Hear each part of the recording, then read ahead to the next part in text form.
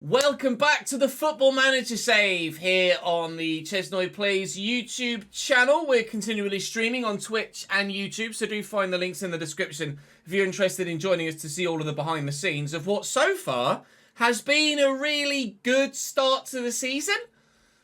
We don't really know how we've done that, but we find ourselves 7th in the Championship after 6 games in our first year at this level. We don't expect to stay there, but we will enjoy the ride whilst it lasts. Now, the first thing I need to do here at the beginning of this episode, as I mentioned I would do in the last, is show you the journey of everyone from the Patreon. And this is a much more realistic journey from everyone, and also more detailed tracking as well with regards fees, etc. So if you see your name here, feel free to pause it and have a look across to see what your current journey has been like thus far. We've had quite a lot of people jump at the big one tier on Patreon, and I very much appreciate your support with that. Thank you very much indeed. You can see some moved in Season 2, although the majority of the moves have happened in Season 3. A couple of loans to Bolton and Cagliari, respectively.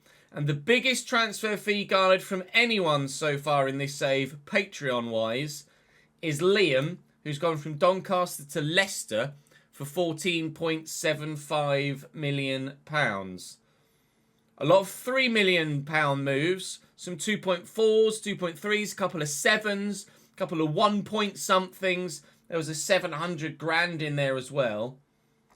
Where was the 700 grand? The 700 grand was Ben going from Woking to Southampton. 10 million from Ben Bell from Grimsby to Brighton. But so far the record is Liam's 14.75 to Leicester. We will continue to keep track of this as we progress through. But right now we're going to start with a game away from home against Burnley. Progressing to the rest of the month of September, where we have a big Carabao Cup third round tie away at Crystal Palace, which will hopefully help the financial aspect of the club. We won't join the FA Cup now as a Championship side until the third round. So no FA Cup football until January.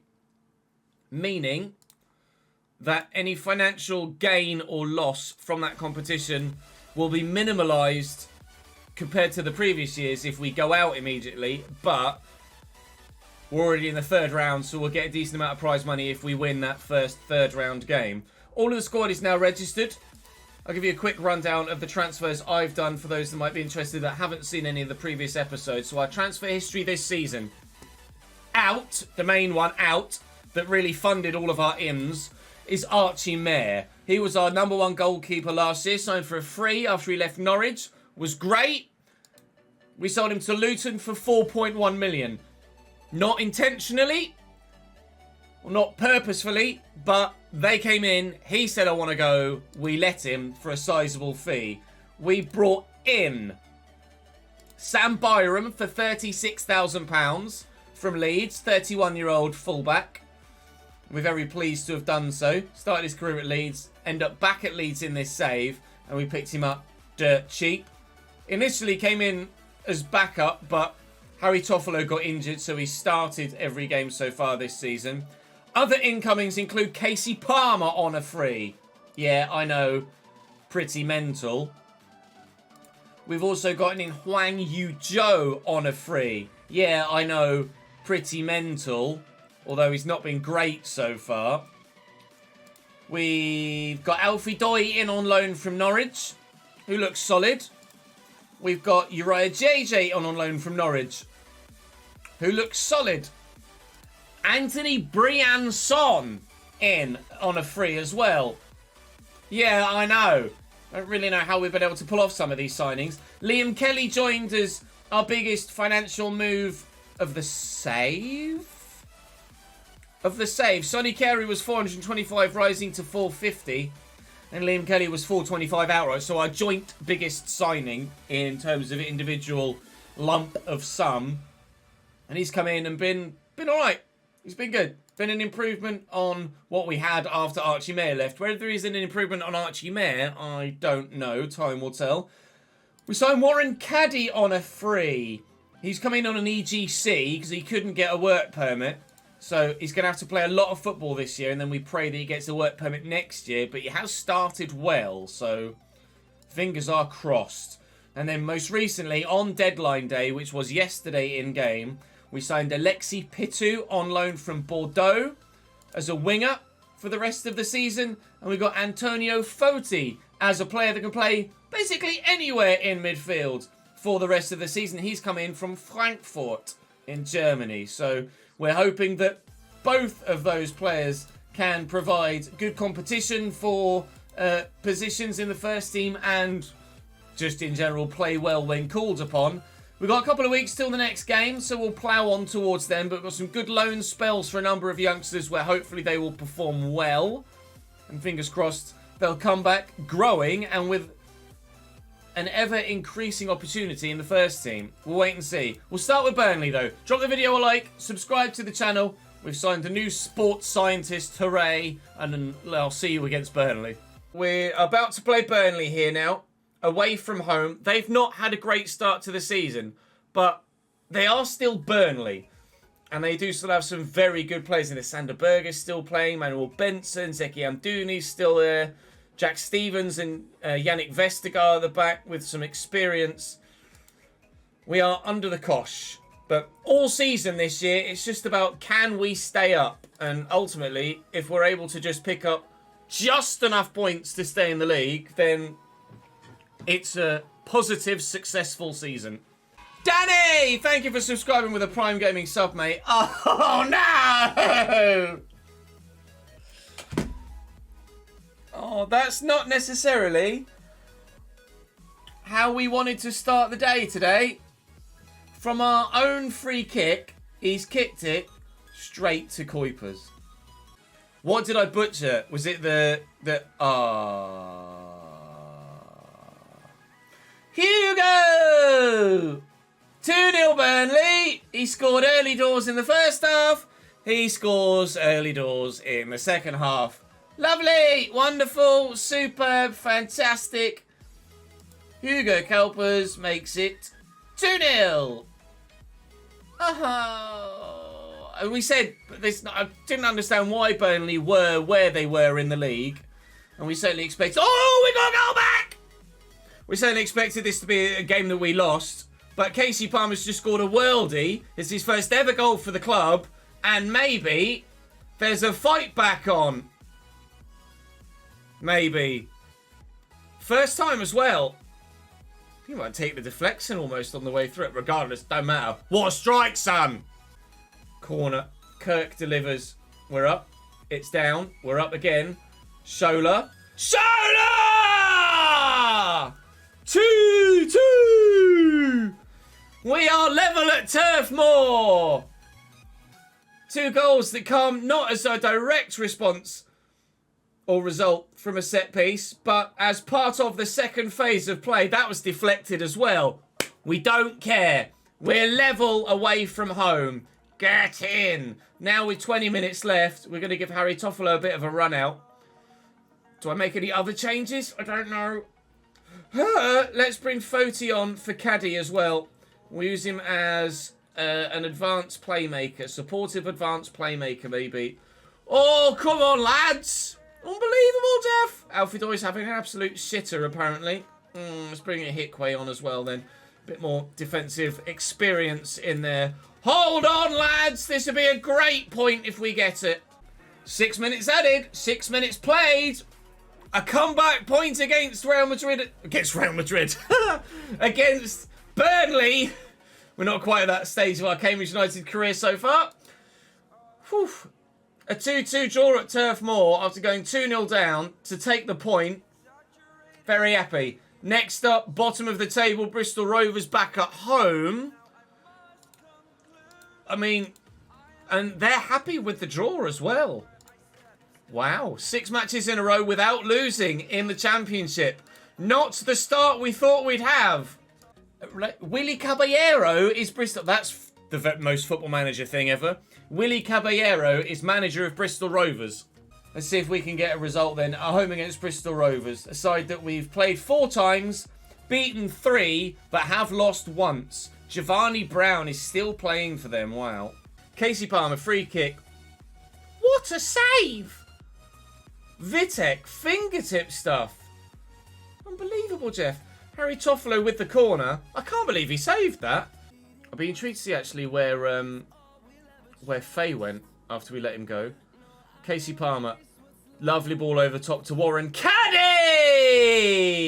Who buries his third goal for Cambridge United, and we lead. That's where the inside forward role really pays dividends, because he's tucking in, driving inside, not just as an inverted winger, but with a guy that is primarily focused on scoring goals, and that's exactly what he's done.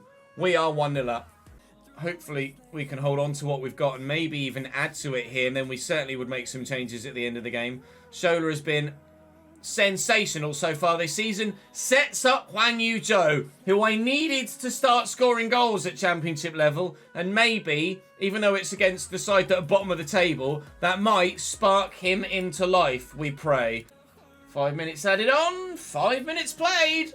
A victory for Cambridge United in the championship once more, and arguably one of the best performances of the season at this level as well. Keeps us on the edge, on the fringes of the playoffs. Most importantly, keeps us well out of reach of the bottom 3. 7 points the gap to the relegation zone right now. We can maintain that for the full season. We'll be very happy indeed. Having to field a weakened side against Middlesbrough for fatigue and the fact we've got a big game against Crystal Palace coming midweek. So I am expecting to lose this, and probably quite convincingly. They've got some really good players in there as well. So why they're 18th in the league, I've absolutely no idea. Everybody's happy and motivated, which is the least I could ask for, or the most I could ask for even, at this moment in time. But yeah, we do very much expect to be on the back foot for the majority of this game and on the end of a losing scoreline. But I'm prioritising the financial potential of the club at the moment over this individual fixture. We want to make sure that we put on a good show against Crystal Palace and maybe go through in the Carabao Cup. Get another money-spinning big away tie against the Premier League side. Chelsea in the relegation zone after 6 games. Yikes. Go on, Sonny. Foti. Ooh, Caddy! I don't know why I went all high-pitched. Warren Caddy is turning out to be quite the good signing, it seems. Byron with the throw. Carey quickly to Foti. Foti on debut, or at least his first start, with an assist. And Caddy with another goal. Saw Middlesbrough since we scored. If we can hold it out to... I don't know why I'm saying this whilst there's a highlight on, but if we can hold it out till... ask a bit pen. No, Daniel! Right, okay. I knew I shouldn't have said anything. Wait for it. Force. 2-1 Middlesbrough. I'll shut my face, shall I? We didn't throw this game, but we purposefully didn't give this game everything to prioritise the game against Palace. Sonny Carey will not get to that, and it's looking more likely of being 3-1 Middlesbrough here at the end of the game than it is 2-2, as was the case away from home against Burnley. That said, we have won it back, and Charlie Kirk is going to get on the end of that, and there is potentially the chance of a counter here. Casey Palmer, with many an option, is going to probably end up going for goal himself here. Does, and Restes makes a comfortable save. Sag. It's fine. Middlesbrough versus Cambridge United is not necessarily, even within 3 years in real life, a game that I ever expect us to be coming out on the positive end of. Even in this save, given the success we've had, which is incomparable to the level that Cambridge have played at in real life over the past couple of years, we would never have said that we'd get a result here. So even with the rotated side, to only lose by 2-1 is still a valiant effort. And to have immediately hit back with their first goal the way that we did is promising too. So I'm quite happy with that. We're still 7 points clear of the drop zone, and we're 3 games closer to the end of the season than we were when we started. So happy enough with that. First defeat in 7, that's not a problem, but this time I will remember to give everybody a rest before we head to the game against Crystal Palace. They are not playing a strong side here. Michael Shillow, they're also playing a Patreon player in their team as well. So for the second time this season, we come head-to-head with a Patreon player. Play with no pressure, lads, whatsoever. Hopefully this will be a good financial boost for us. Should probably check and see what our financial situation is to find out by how much we might benefit from it. It's not evidently a very highly attended game, but we are 1-0 up inside 90 seconds against Crystal Palace. So we'll be thrilled with that then, won't we? I mean, Palace have had just as many chances as us. The momentum chart is reading as very heavily in their favour, but we've just taken a 2-0 lead as Warren Caddy scores his 5th goal of the season. We're in front, away from home, against Premier League opposition, albeit a weakened Premier League opposition, but Premier League opposition nonetheless. Here is Michael Shillow, just signed from Worthing for £7 million to Crystal Palace. This is literally his first game for the club, and it's against me. What are the odds? Interception by Shola, and he's off. Short tire on the run. It's a hell of a run. Is he going to go all the way? He is! I quite like Shola short tire. I don't know about you, but I think he's quite decent. Oh, lovely footwork from Gendry. He's in the box. He's away. It's a good block by JJ, and it will be cleared, but only as far as Thiago. It's a long highlight, and we know what happens at the end of long highlights. At the very least, it's a very clear-cut goal-scoring opportunity, if not a goal itself. It's a goal itself. Thiago Gouveia pulls Palace one back.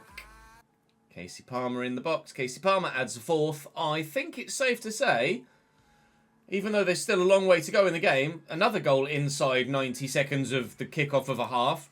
I think it's safe to say we're going to beat Crystal Palace here. Doesn't necessarily justify my decision to field a weakened side against Middlesbrough, because we need points in the league as well. But going on a good cup run like this is also very beneficial to the side as a whole, so we'll take it. It's beneficial to the club as well financially, and if we want to stay at Championship level and ultimately compete at Championship level, we are going to need the financial backing to do so, so it is important. Off the bar and in from Ross Barkley. Still only 2 goals, still 40 minutes to go. This is not over yet. 5 minutes added on. Cambridge United are going to beat Crystal Palace at Selhurst Park by 4 goals to 2. Nobody gave us a chance. At the risk of demoralising everyone, rightly so, that is a shock to say the least. Man United calls a shot.